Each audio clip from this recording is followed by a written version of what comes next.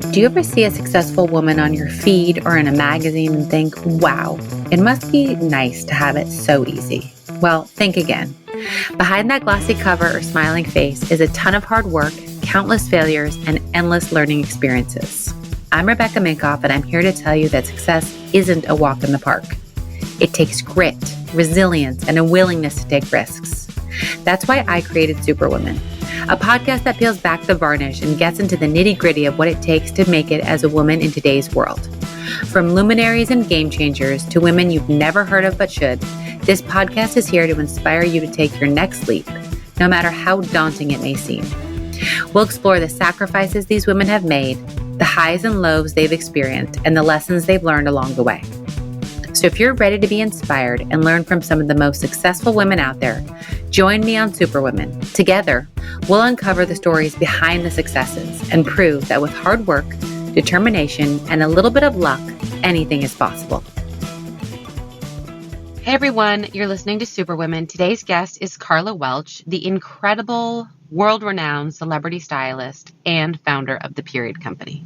Carla Welch is a Los Angeles-based stylist and has been declared one of the most powerful stylists by both The Hollywood Reporter and The New York Times. Her collaborations with renowned fashion designers, major magazines, and countless celebrities have brought her accolades across the globe. She's worked with celebrities such as Justin Bieber, Olivia Wilde, and many more. She's also the founder of The Period Company, which she founded to bring safe period products to all of those who need them. The Period Company advocates for the prioritization and normalization of menstrual health by creating affordable and sustainable products, all while giving transparency into its materials used so that individuals can make an informed choice about the product that best suits them. Carla Welch knows no bounds and has built this incredible company with a nonprofit ideology through a community program where they work with organizations all over the world to make sure products get to those individuals who need them most. Over 80% of women who period experience period poverty. The Period Company products were designed to offer a cheaper and more affordable experience than pads and tampons, not to mention more sustainable by not filling up landfills with product or packaging. In this episode, we talk about what inspired her to launch this company and how she works with organizations all across the globe to be able to supply products to those who need the most. Carla, welcome to the podcast. It is truly an honor that you are here with me today. I'm so excited. You know, I've known you as a stylist forever, ever since I started. I was like, if I could just meet her, she'd be the one. But you started off as a sommelier. Well, I started off as Let's go earlier than that. yeah. No, I had seen Tequila Sunrise with Michelle Pfeiffer and Kurt Russell, and I wanted to be front of house of a restaurant. I was like, oh my God. Oh, and Mel Gibson, of course, but like, I don't care about Mel Gibson. I don't know why. And I wonder why. And so I was like, oh my God, I want to run a restaurant. So I went to like cooking school to learn the back of the house. And then I went to food and beverage school. So I was like a maitre d', a waitress. I loved it so much. And then it's just part of the whole process of being in this very robust restaurant. I became a sommelier, but just like levels of learning, which is very indicative to who I am. I think I'm like, oh, I want to learn all the parts, the sums of everything. And have you always been like that? Like even when you were little, were you like that? I don't think so. When I was little, I was not like an ambitious kid. I was just a kid who was literally daydreaming and playing with my Barbies. Like I was the youngest of four, and my parents we weren't like scheduled at all. Although all my siblings, I think they just retired or broke when they got to me, because all my siblings are like amazing athletes. They all played on teams. They all are like really academic. Well, yeah, I mean, yeah, they're pretty academically smart. And then I just came along and I was like, do, and this is a party. I was probably a little bit rotten when I was a teenager, but I was just more introverted and like solitary in a way, like really just did my own thing. But obviously that led you to this incredible career, which happened, it's not that often, right? Where you see these people that have impact global trends, huge clients. Yeah. Yeah. So do you think that imagination or that quietness sort of led you into like a world builder, if you will? Yeah, I mean, it's a marvel even to me, but it's so funny to look back, and I'm sure you feel the same way. I'm like, I'm in a cabin in the woods, everybody. That's why everything is very messy behind.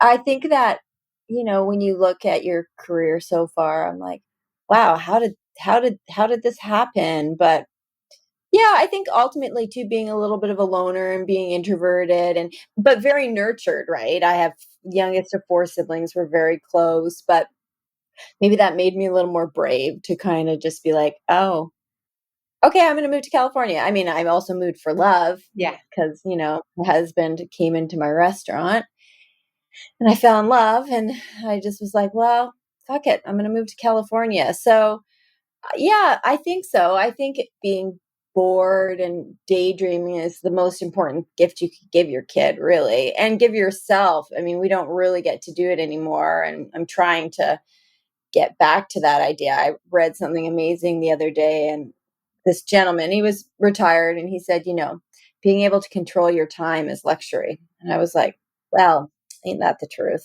So, yeah, It's the truth. I now force myself at night. I don't daydream, I night dream. Right before I go to bed, I'll take like those 10 minutes before I fall asleep to just dream. that's amazing. Yeah. Yeah, I've had summers of it, of just sitting in the woods and, I grew up in a very, very small town, so you would naturally, I think, be bored a lot of times, what they call bored, but now I realize it wasn't necessarily bored. I was, like, super connected to the earth, so that's one of the greatest, like, gifts I've had in my life is to be really connected to nature and be able to just yeah, just let your mind wander. And yeah, that's where it all kind of happened for me. And I think what I have, and I know this is going to sound maybe a little privileged, but it's not, but I think I just kind of flowed. Like I wasn't that great at anything. That's ultimately what it came down to. But what I knew I was great at was being very, very hard worker. Like I never would say no to, I had a job at like a full on job after school every day from 14 on. And even before that, at 11, I had a paper route that I had to do 3 times a week. So I wasn't smart or athletic or any of the things that I think make you be a standout in the traditional education system. But I could work really hard and I loved that. Like I ultimately am like, I like being defined by my work because that it fulfills me. Yeah. So it's not some thing where they're like, "Work less," and I'm like, "No, I like working." Yeah. I feel like I very much identify with what you're saying because I wasn't the typical smart either, but I also knew I could work hard Yeah. and I had the creative side, which clearly you have, which I want to get to. So, in my research, your now husband, you met him, you took the risk, you moved to California for love. Then he says, I really hate these stylists. Tell me that story of how that beginning happened. Well, okay, so even backtrack and it's just, life is funny. So I in Canada, there was an amazing television show called Fashion File. I love Fashion File. Oh, see, a lot of Americans don't know, but of course you would know, with Tim Oh, Blaine. I grew up yep, Yeah, yep. and that to me, it's for some people it's all written mapped out, right? So I used to watch it and I was obsessed with it. Like I was obsessed with fashion as a child. Like my father had a menswear store, and when I say that, it was like a very small town store, but great. And I worked at the store my whole life. Like kind of left that out if I was like I had a paper route, but I actually worked at my dad's store, like on the weekends as well as my other job. So I had all just this inherent love of fashion. And of course, like Tim introduced us to the supermodels and Marc Jacobs and Gianni Versace. So I was obsessed with fashion. So I think like the restaurant business was this little detour before I got back to what I always secretly wanted to do. But I didn't know that there was a place for me there because like I was like, you think linearly, like you think, oh, I can't draw. So I couldn't never be a fashion designer. Or I don't even know what it entails. I didn't know that, oh, I should make my way to New York City. Like I didn't know. But right around the time when I was running the restaurant, that's when I think you really started to know, like all of a sudden the editors started becoming a thing and a little bit stylist, not yet in Hollywood, but you kind of you saw that there was this job there And, I came down to the States, which was really, amazing, but hard because here I am, this person very defined by work. And all of a sudden I didn't have a job and I couldn't work because I didn't have a green card. And I, you know, was newly married, and you know what that's like when you're in this new thing and you're like, oh my God, I don't even have an identity anymore. So it was quite a crisis. And then I started actually assisting. I assisted like the West Coast editor of Vogue. Somehow I got introduced to her, one of the junior sitting editors there, and I helped out there. And then I helped these two British stylists. And, I wasn't a great assistant, which is my nature, that I was like, I wanted to grab the bull by the horns sort of thing and do it myself, which is quite bold now that I think about it. But maybe that's just, time and place that you could actually literally do that. But yeah, Matthew had shoots, and he had like small record packaging. And it's funny, I was like reading, just comments once on Instagram. So it's like, you had a husband who was a famous photographer. I'm just like, in what world? It didn't, of course I got to step up, but of course everybody went, it's just like, oh, people, what, you don't have to tear everybody else down. It just, trust me, I'm like a 30-year success story and probably longer. So yeah, so Matthew needed a stylist for a job, and the person he had kept fucking up, and he's like, well, I can't give you the job. And I was like, well, let me pitch myself to the label. And I did. And it kind of just went from there. And then I just really, again, like anything I have ever done in my life, I'm just not afraid to ask questions and ask for a little bit of help and ask how this works. Like I would go into, the Bloomingdale's and say, hey, I've never done this before. I need to pull some clothes. Can you explain to me how this works? And then I think another one of my superstar skills is that I know how to hire really good people and I know how to build really great teams. Which I'm only recognizing now as I tell, like, a little bit of a story and I look back on my career. But I hired this amazing assistant, Ashley Sinclair, who I'm so grateful to because she had been like she's a professional assistant and she's an assistant costume designer now, and she's wonderful and has twins. But she really, I learned from her. She was like, okay, this is the tailor we use, and these are all the elements that come together.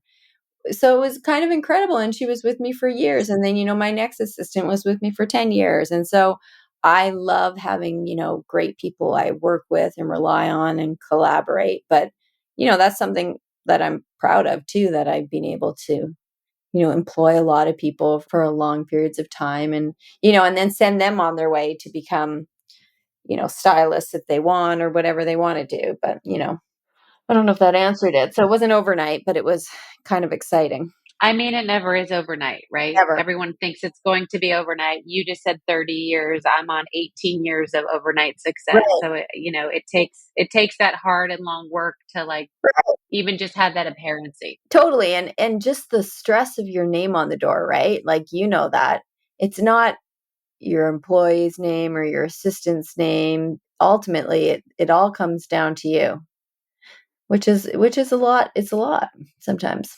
Yeah. Well, it comes down to you and then the people that are, feeding their families on you, right? That are depending on you as well, which I know for me hit me many years ago. And I was like, there are 100 people depending on me feeding their kids or whatever it was. Yeah. I was like, oh shit, that's not nothing. That is a lot. Yes. So I want to talk about you have this incredibly successful styling career. You've worked with Justin Bieber, St. Vincent, Camila Cabello. I mean, the names that you and people you and talent you've worked with are incredible. And then I watched you branch out and you did a collaboration and I felt like I had to have everything you came out with, whether it was with Hanes or Levi's or Oh, whatever it was. I was like, oh my God, I need that too. So I'd love to talk through your expansion of that and how you sort of thought through that. And then I want to talk about your latest baby, the Period Company. okay. So on the collab front, I feel like it's so interesting, and I know that probably a lot of females like kind of suffer from this thing where we get not, and it's not, suffer's not the right word, but like we get really in the fashion industry and the entertainment industry at least the creative world that I work in, you kind of get siloed. And so your wardrobe, your stylist, and you're involved with all of this stuff of making an image and really helping your talent, in my case celebrities, right? And the list is, yeah, I mean, I probably have 25 clients right now, and they're all wonderful, and I love working with all of them. But like, you're such a big part of their process and their of bringing their vision to your vision and their vision, but bringing their image to life. And I remember feeling, and sometimes I still feel this way, where you're like, yeah, I'm bringing more to it than just a dress. And don't get me wrong, I love bringing the dresses. Like, I love a beautiful moment. It's so much fun, and like you said before, like, you shift a trend. It's so exciting. And but I just realized, I was like, you know what? I need to be able to do more than just that. I can't just think that for the next 20 years I can pull clothes, and I have to Yeah. branch out. But it was more of like, it wasn't that I was a panic, like thinking, okay, I've got to do something else to prepare for the next step. It was more of that I felt, you know what, I have something creative inside of me. And maybe I never felt that I could ever admit that, like, or even call myself a creative, because I identified so much as a worker. Like, here are the tasks I'm going to do and get it done. But then I was like, and being married to an artist too, who's a trained artist, right? Who went to school and is actually super talented. I didn't want to say, oh, I'm a creative too, because I, you know, can mix like a striped shirt with a pair of jeans. Like, but I felt like I had something else in me. And so I was like, you know what? I don't want to stay in that one lane. And I didn't want to call myself a designer or a creative director, but I wanted to do more. And so we started with, this idea. I was making t-shirts for Justin, is exactly how the Hanes collab and the ex Carla stuff started. I was like, oh, I'm going to make some t-shirts. And I was like, oh, I bet you like people might want to buy these t-shirts, because, we would make these long t-shirts and everybody would make fun of them. And then like 6 months later, see them on the floor at Barney's. So I was like, oh, I'm going to make something like affordable, so like most people can afford it. And oh, why don't I make myself a couple t-shirts? And that's how we launched. And I remember it just not being a thing for stylists to do. It really, I think I was one of the real first kind of, I guess I don't want to call myself a bigger stylist, but a bigger stylist who all of a sudden the brands were coming to me instead of the talent.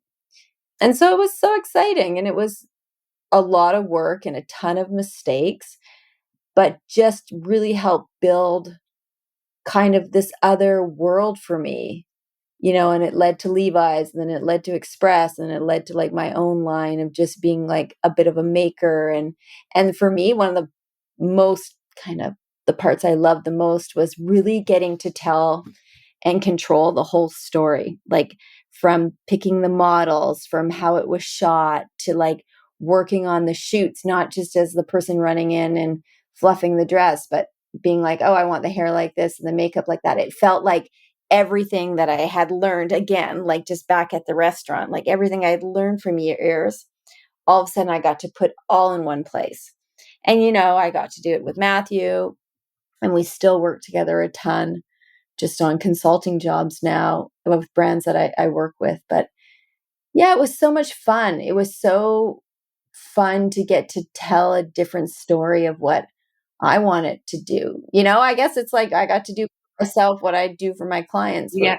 But it was really like, I felt awesome. And I actually feel like I laid a roadmap for other stylists to do, because brands weren't looking at stylists to do, of course, Rachel. So, who like really gave us such a huge platform, right, for styling. Hmm. And she's the OG, and she did a lot earlier, but like there hadn't been the next kind of generation. And now it's really like, it's common for stylists to have stuff.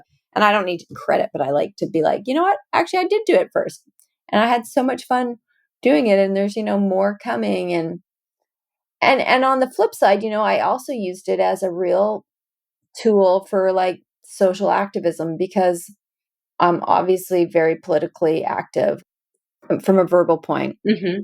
And of course, I have lots of behind the scenes stuff, but I use my Instagram platform in pretty big ways that a lot of people hadn't yet done.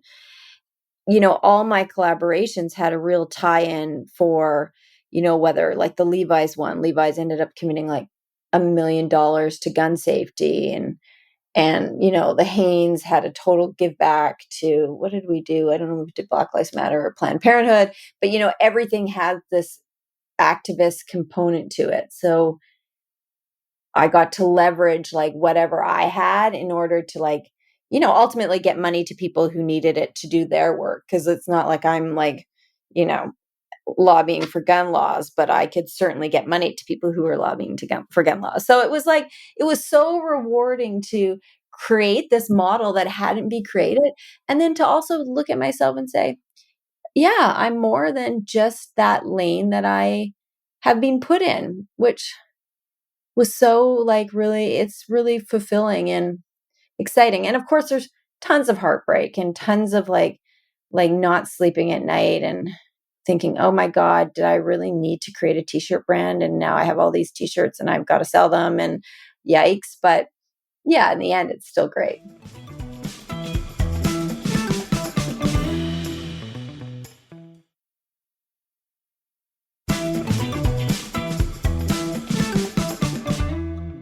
So you said a couple of things that I want to touch on in that. And the first one is, I have a very dear friend who, because she didn't go to culinary school, she'll never call herself a chef. Right. You said you didn't go to school traditional route, so you didn't want to call yourself a creative. But then you went through this whole process of creating a brand of yourself with all these creative offshoots of clothing, all these other products. Having gone through that process, do you allow yourself to think of yourself in that way now as a creative director? Or then what do you think of yourself as? I think I do, but I am very, and it's that's so funny on your friend, but like also, I would imagine that was a woman too, but like, and it's a certain generation of us, right? Whereas like, a lot of, Yeah. And there's the pendulum, right? When all of a sudden everybody had an iPhone and everyone's a photographer. It's like, no, you still have to put in the work to get there. But what I think I am is that I'm really well-rounded and I'm skilled in a creative sense. Like I still am like, and I'm open to like learning. Like I don't walk out and say, yeah, I'm a creative director or I'm this and that, but I guess I am. For sure. Yeah. But you know what it is? Inside, I feel like good about it. So, and I'm, older now and marginally wiser but more confident that I don't have to say, well, I do all these things. Yeah. Yeah. And I just know that I have, and that I have the skills of like, okay, wow, yeah, I did set that business up, with my partner, of course, with my husband, who, is the best support system. But yeah, I know that's a thing, right? It's definitely generational. Yeah. Because I felt like I didn't go to school, but I felt fine calling myself a designer. But then some designers are like, well, I'm not an artist. And I'm like, but it is an art. It's an art. You're creating something, Gosh, of course. So I was curious there. Yes, I was trying to answer it. Yeah, of course I do. I feel like, but you know what? I even look back like 5 years ago and I was like, oh man, I bring so much more value now, even from 5 more years of experience. So I feel like in a way that I don't need like a traditional label, but I feel like I just build value with everything I do. And, and value to myself, but then value to my to my to my clients and to what I bring out to the world. Like, so I guess it's that. Yeah. And so now the curious part. Mhm. You have logical extensions of stylist to then products, and then you launched this new company. So I'd love to hear about what inspired you to launch it, and what kind of got that started, and tell everyone listening what it is. Yes, talk about a I was going to say, detour. yes, detour. Yeah, but really talk about, for me, just where my purpose lies. And I really believe in what's interesting, just to backtrack a tiny bit, or what's interesting to me. I don't know if it's interesting to literally anyone else, but I had this, and I don't know if you know who Angela Manuel Davis is. No. The she was a Soul Cycle instructor back in the Okay. day. She isn't anymore. She's not just, she's a coach. She's an athlete. but she happened to be an instructor at SoulCycle. And when I say like happened, like Jay-Z and Beyonce were in the class every day. God. Like she was this like LA icon who is this motivational speaker in a way. And my life changed going to her. All of a sudden I started in her little back row, and then years later I'm in her front row, and it doesn't matter what row you were in, but you went to church with her. Mm-hmm. And she really, actually I give like most of my credit besides my husband to Angela, because she was like, don't be afraid to be great at something, and don't be afraid to have purpose, and to like, she's like, your why needs to make you cry, and all these like isms that, and you're also working harder than you've ever physically worked in your life in her class, because she's like an Olympic athlete. But so I recommend any of your listeners to check her out. But she really just changed my brain in being like, in a way of like going for it and not living just like, oh yeah, no, which is so like mothering of us and female of us to say, oh yeah, I'm fine. But no, she was like, no, go for it. And you've got this, and like, show your shine. And so somewhere along the lines, I was, I have a son, but my son, I have a trans son. And when Clem got his period, it was really early and 10. And he was at that time, he hadn't told me yet that he was trans. And the period came, and oh my God, I was a disaster. I wasn't like, talked about it, of course, but I wasn't like prepared in any sort of way that I personally feel like I should have been. Mm-hmm. And it was just kind of like, here. And there was all these crazy emotions happening because I didn't recognize, changes that were happening in Clem's life as well. But it was a disaster just logistically. Here's this 10-year-old with their period who's a child, and pads were a mess. It's not like you're going to give your 10-year-old a tampon. And I knew that there was period underwear in the market, but I was like, it's not good. It's so ridiculously expensive. Like, I don't know what to do. Of course, I bought a couple pairs, but I'm like, this isn't even a great, this isn't a good plan. Mm-hmm. And at the same time, I was looking at my own period, and I was like, oh man, this is so much waste I'm creating. Like, it was really bumming me out because, period products don't go anywhere. They're all on the planet. The very first one your grandmother used is still here. Like, it's Lord. And there's, oh my God, listen, we could talk for 20 hours on it. Just, it won't be a thrilling podcast because a lot of people aren't that interested in it. But when you actually break it down, you kind of are, think it's kind of amazing. And then, so essentially I was like, I need my child's period to be easier, because I also like saw myself losing my kid, like that they were going into this place of, and there were other things, the trans part of it really contributing, but a lot of kids' light gets diminished when they get a period. And it's because we've been told our periods are shit by society for the last 1,000 years. I'm not even 1,000 years, maybe 200 years. But so a light bulb went off in my head, and it was the exact same light bulb when I was like, oh, I should make t-shirts.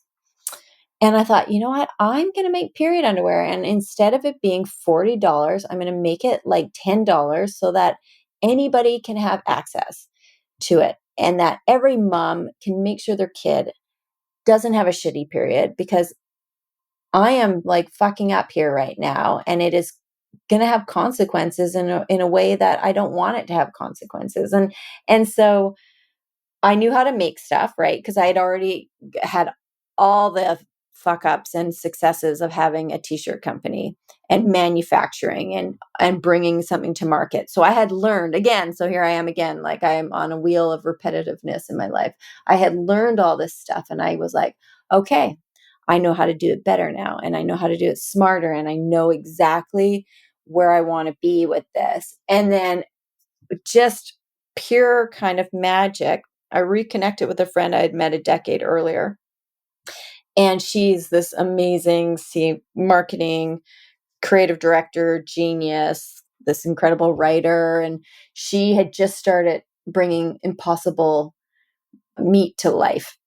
And she said, "Ooh, this project sounds really amazing." Because she's like, "You can't just have a product." She's like, "You've got to tell a story." And she's like, "Why don't we completely tell the story of periods not being a burden, but being a superpower like they are? And why don't we just completely change 300 years of people telling us we should hide it and be ashamed of it and not love it and actually encourage people to have a relationship with their period?" And so that's what we did, and that's what we're doing, and it's kind of wild. And all of a sudden I could send my kid to school and they were not stressed out because I had a pair of underwear on, and then I was wearing them and I was like, wow, you know what, I never.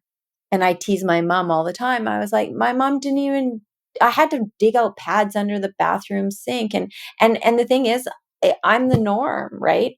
Most of us didn't have great period experiences in our lives, and half of the planet gets a period. And how could this be? How could this, it's just another form of the patriarchy, and then the advertising systems coming in just to make us feel really shitty. Because majority of people felt shitty about their periods, and it's just a joke. We shouldn't have to. So that's the big journey we are on, and it's kind of just amazing. And I feel like when Angela was always like, the why should make you cry, like I was like, oh my God, that's my purpose in life, is to change the way the world periods. And actually then we were really starting as like this environmental brand, like let's get rid of the period waste, like 4 billion tons in the United States alone a year. That's gross. That's so much waste. But then what it happened was we launched, and all of a sudden we were like, oh my God, 80% of the world 80% of the people in the world who have a period don't have access to products. So we realized we had to really shift in a really fast way. And we created this mission vertical. And the mission isn't the right word because we don't want to seem like we're like these white saviors. But essentially, what we do with our mission vertical is we get product in the hands of whoever needs it, and we do it at cost. So, because we're still a small business. I don't have the resources to just give away underwear, but I could just do it where there's no value to anyone, right?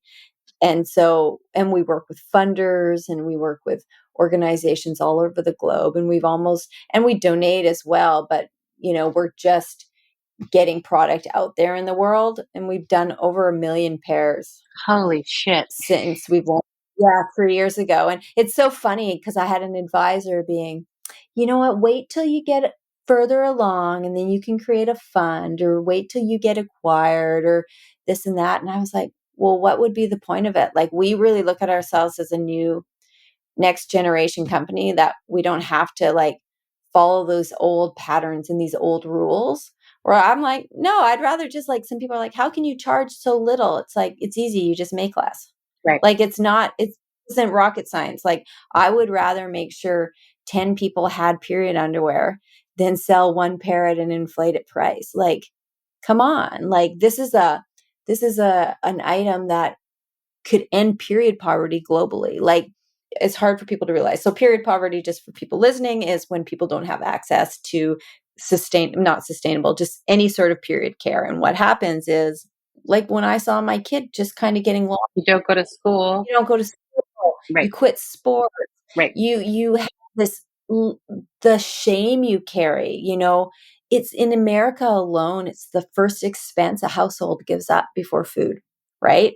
So can you imagine being a mom and you have a couple daughters and you can't afford to give them period care? Right. Can you imagine, like, Rebecca, what that would be like to, like, in our own lives, if you just couldn't do it. So you use, and globally, people are using like trash, or they're using one pad their whole period. It's just, and it's an epidemic, and it's a human rights crisis, and it's so solvable. And, there are huge conglomerate brands out there in the world who are like, we'll donate 1,000 pads. Well, 1,000 pads means sweet fuck all. Sorry, but it doesn't. Because they're garbage. But you know what? We can give someone for less than, like, at our cost. I mean, we can give someone for like $20, 5 pairs of underwear, and then their period's taken care of for like at least 5 years, Yeah. longer. So like there's a way to end period poverty, and that's what we're going to do. I love that. And I love that you are so focused on it. And, I think that the effect that you're going to create and are creating has ripple effects that other people see and say, you know what, hopefully other people get on board with this because it is never talked about. There is so much shame associated with it. Oh my God, for real. I'm curious, what was one or more surprising things you learned? And then I realize we're going over what I told you time wise, but what did you learn that shocked you in terms of here you are, not even saying styling is an easy job and launching products and being a designer or creative director is an easy job, but then you go into the business, right? And there's margins and sustainability and Mhm. all the crap, right, that goes with that. Yeah. What is something that shocked you in that process? Oh man. I mean, just the stress level, like you have to give it out to entrepreneurs, right? Like Hmm. and people don't really have a clue. And I didn't have a clue. Just even understanding supply chain. Like when COVID hit, right? All of a sudden you're like, oh wow, we're all really dependent on each other to get something from, beginning to end to market. But I think like the one thing that surprised me in a good way is how willing people are to embrace an idea.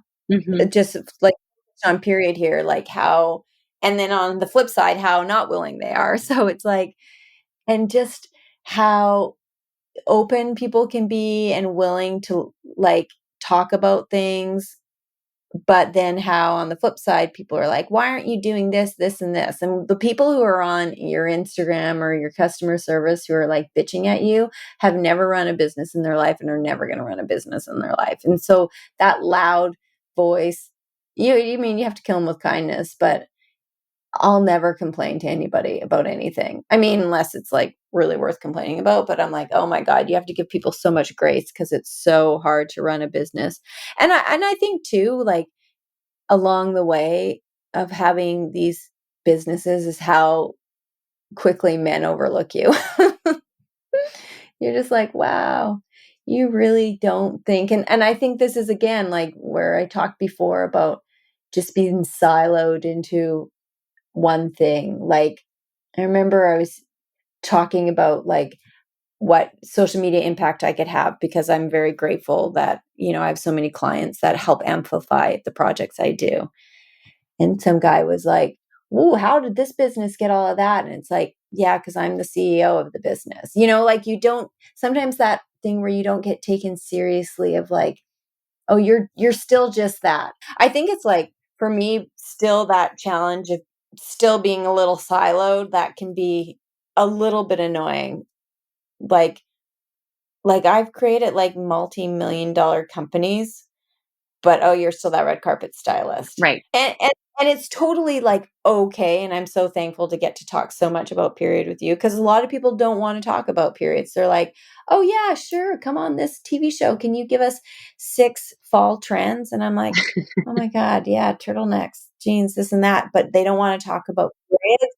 So for me, that's like wow, you don't want to talk about a crisis that affects half the planet, but it's indicative of the mountain we're scaling, right? Or the mountain we're taking dynamite to, Yeah. because we just have to kind of keep changing it. But I think that's, the whole concept of not being recognized for kind of what you're doing is can be annoying, I guess, but not surprising. Yeah. It's like, Or that you have business acumen. Like, don't you find that too? Like you're super creative, but that you've run these pretty remarkable businesses, right?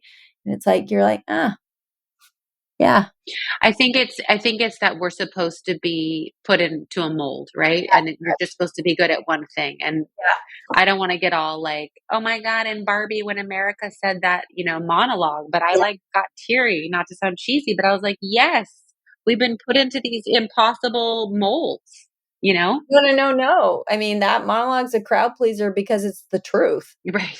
Right.